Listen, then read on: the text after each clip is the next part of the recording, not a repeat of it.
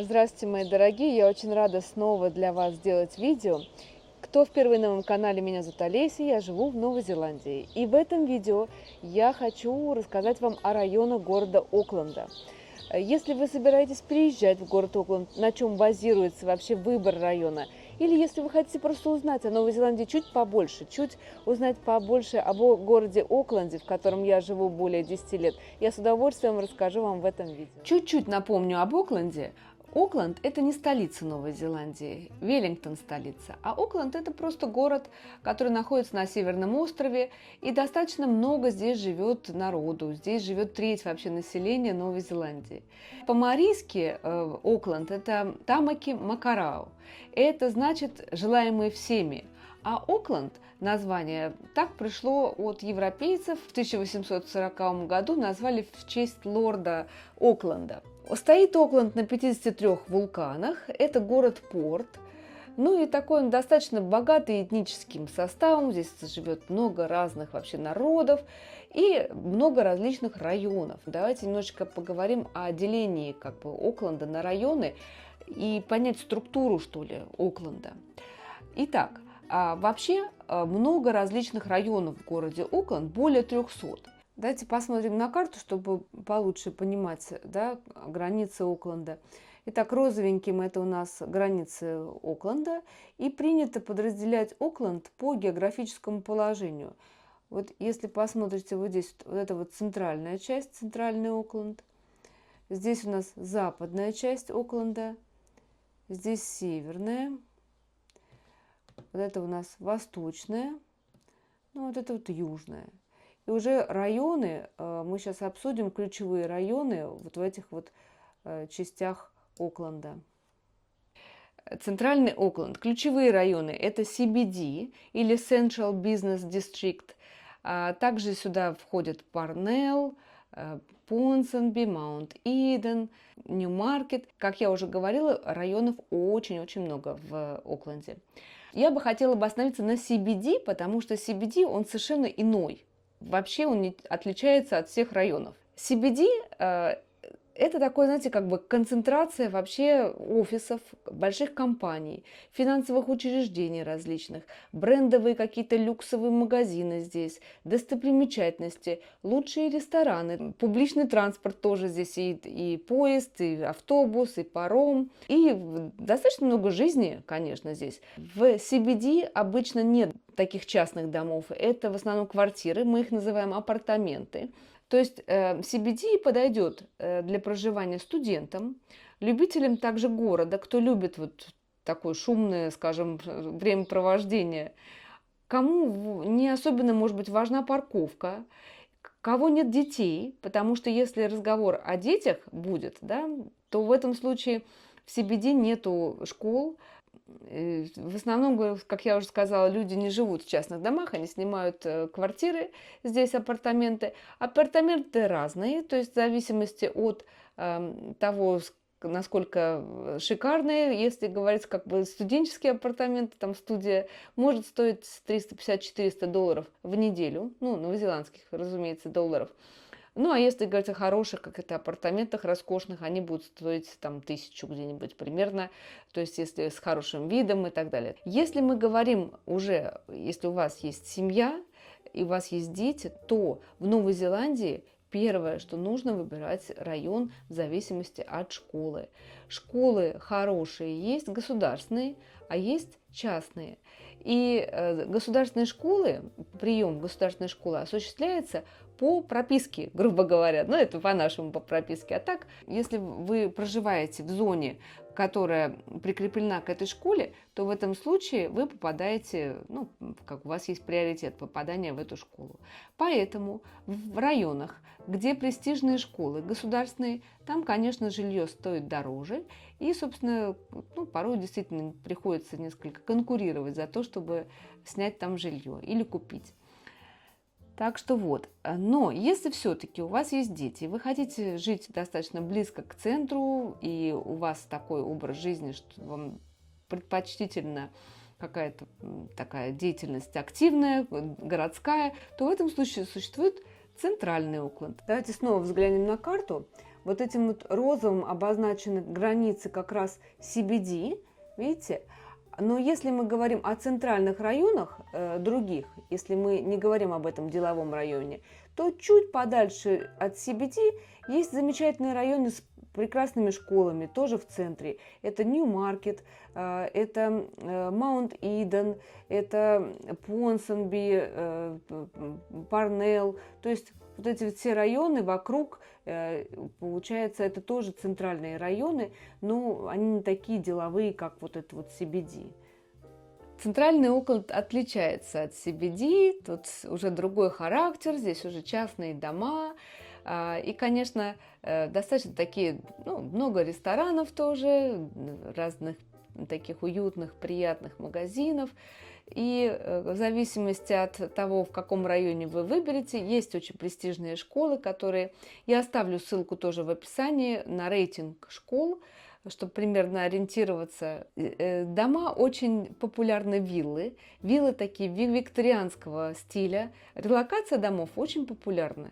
И виллы такие зачастую сохраняются, то есть их просто, если нужно построить что-то на месте виллы, то обычно ее просто увозят на траках таких, на грузовых машинах и делают релокацию, то есть в другом месте ее устанавливают. В центральном Окленде есть, конечно, свои прелести жить и симпатичные такие районы, как я уже сказала, и школы, и достаточно близко к центру. Есть минусы. Минусы – это все-таки дорогое жилье достаточно.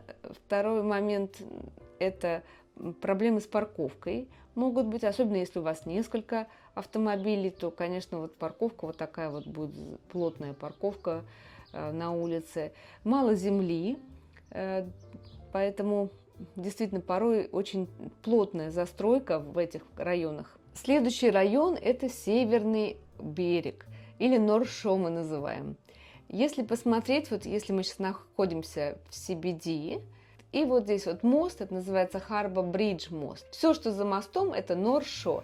Ключевые районы – это Такапуна, Албани, Девонпорт, Милфорд.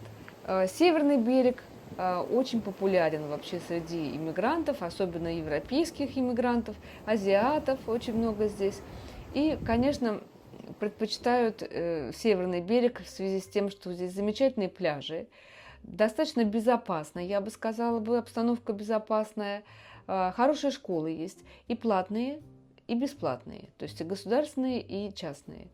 В частности, Рангитота, например, колледж, он входит тоже в топ лучших школ, огромная школа, у меня, кстати, ходил туда сын, и хорошая действительно школа со всеми условиями и высокий процент поступления в вузы потом. Минусы такие, что мы зависим от моста, от этого Harbor Bridge, потому что если что-то там происходит, то у нас нет никакой связи с центральным Оклендом. Можно объехать там, такими огородами, но это требует времени, и получается нагрузка будет на тот мотовые гораздо больше, то есть может быть проблемы с пробками. И вообще, в принципе, особенно когда ветер, замедляется движение на этом мосту, и пробки может быть проблема, если нужно ездить кому-нибудь в город. Вторая проблема, наверное, это немножечко такая, жилье здесь все-таки подороже, нежели чем, например, в западном Окленде или в южном. Западный Окленд. Западный Окленд, цены, конечно, там подешевле немножечко, чем на северном. И ключевые районы – это Хендерсон, Теотату, Глен-Иден, Свонсон, Титиранги. Западную часть Окленда выбирают люди, которые любят активный образ жизни, спорт, может быть, серфинг, потому что западный берег, если помните мое видео, где про пляжи я говорила, это западный берег, где большие волны Тасманового моря. Такое совершенно другое настроение, там другие, другие пляжи. Любите хайкинг, если любите серфинг. Со школами проблематично, я бы сказала. Я не знаю, я знаю, что меня смотрят Также люди, которые живут в Новой Зеландии, если у вас есть другое мнение, напишите. Я жила когда-то в начале, когда мы только приехали в Новую Зеландию, в Западном Окленде. Мы жили в районе Хендерсон, вот там. Так я могу сказать, что начальную школу мы еще выбрали, ничего, неплохую. А вот уже сказать дальше пойти в интермедиат, это были проблемы, то есть не было там хороших школ. Там были какие-то католические школы, вроде бы как бы не такие уж плохие, но никакие в топы они не входят. Я этого не видела. Еще такой момент с немножко западным Оклендом, это все-таки по поводу безопасности. Все же он не такой безопасный, как северный, или как, например, тот же восточный. Это как бы выборочное, зависит какой это район, потому что если мы говорим, например, Месси очень часто звучит в различных сводках там криминальных, это то перестрелка, то какое-то домашнее насилие, то еще что-то. В любом случае есть такая репутация некоторая, а вот в Западном Окленде. Простите меня, друзья, если вы живете в Западном Окленде и чем-то я вас обидела. Много достаточно магазинов. На западном вот этой части Окленда построили Costco, на Вестгейт достаточно много различных магазинов. Южный Окленд. Ну, Южный Окленд, такие ключевые, я бы сказала, районы. Это Манукау, Манурева, Мангере, Папатоэ-Тоэ, Отара, Атахуху, Папакура. Что касается южного района с более подмоченной репутацией, цены там на недвижимость дешевле, чем в других районах. Но тоже зависит от района. Но в целом, да, конечно, там превалирует больше такая этническая группа полинезийская. То есть там маори, там островитяне тихоокеанские. То есть, и даже если ты идешь по улице, вот просто даже, ну, я не знаю, я вот была недалеко, и вот смотрю, даже мода, понимаете, даже магазины, какие-то яркие такие тихоокеанские такие одежды продаются. То есть все другое вообще совершенно настроение, характер, другой здесь дух летает. Здесь какое преимущество? Ну, как я уже сказала, подешевле жилье. Школ здесь хороших нет. Я не знаю, ни одну я школу не знаю. Опять же, если, друзья, если знаете какие-то престижные школы с поступлениями в университеты, пишите, но я не знаю. Положительный момент — близость к аэропорту, тоже, кстати, это хорошо. Ну, потом, если людям, может быть, нравится этническое такое, как бы, преимущество островитян, почему нет? Тоже, может быть, нравится. Я вообще могу сказать, что если вдруг вы думаете, что я какой-нибудь расист, я хочу сразу сказать: нет. Если я говорю островитяне, азиаты, европейцы, просто потому, что у нас здесь богатый многокультурный такой состав наш этнический. Недостаток, как я сказала, по поводу этой криминальная обстановка такая повышенная.